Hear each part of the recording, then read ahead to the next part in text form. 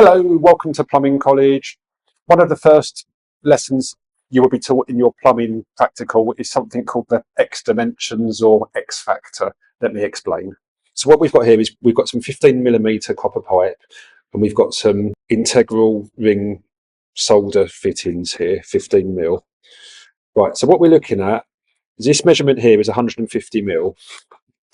Right, but what that is, it's 150mm from centre to centre. So what you don't do is you don't cut this pipe 150mm long.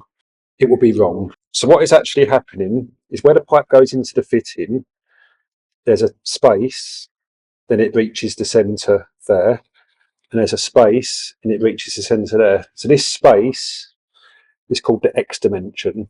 That is why cutting a pipe 150 is wrong, because